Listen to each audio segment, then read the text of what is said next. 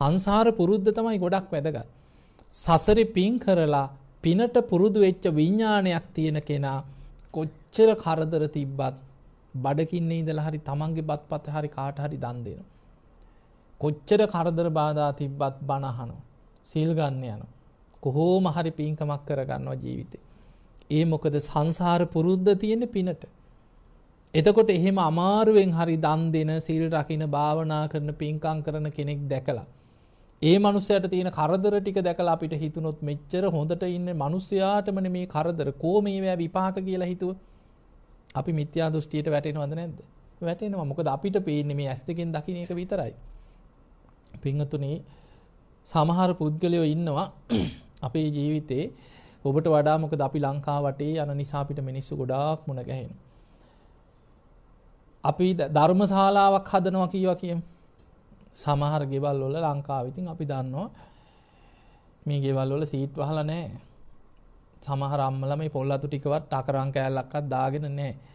වහලේ තෙමෙනවා. තාර seat කෑල්ලක් දාගෙන නැහැ.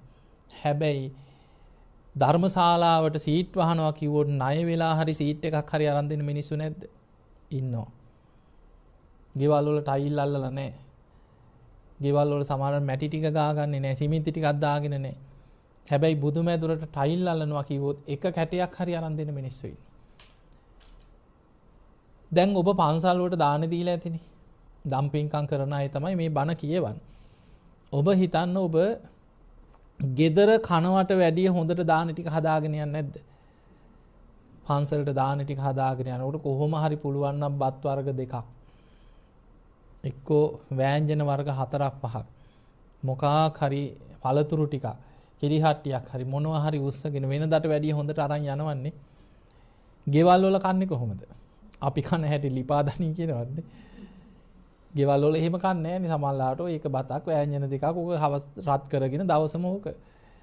සමහර වේල් දෙකයි ගෙවල් වල කන්නේ. අපි ඉතින් ওই වෙඩින් එකකට උත්සවයකට ගියාමනේ ගෙවල් වල සාමාන්‍ය මිනිස්සු එහෙම කෑවේ බීවෙනේ. හැබැයි පන්සලට දාන ටික දෙන කෙනා පුළුවන් තරම් උපරිමෙන් ගෙනහිල්ලා සමහරට පාන් කෑල්ලක් ඉනේ ගහගෙන ඇවිල්ලා ගෙදර කාලා නිදා ගන්න. එහෙම දෙමින් මිනිස්සු දන් දෙන්නේ. එහෙම තමයි පින්කම් කරන්නේ. ඒ නිසා තමන්ට පුළුවන් ප්‍රමාණයට වැඩිය මිනිස්සු පින් කරන. ඒක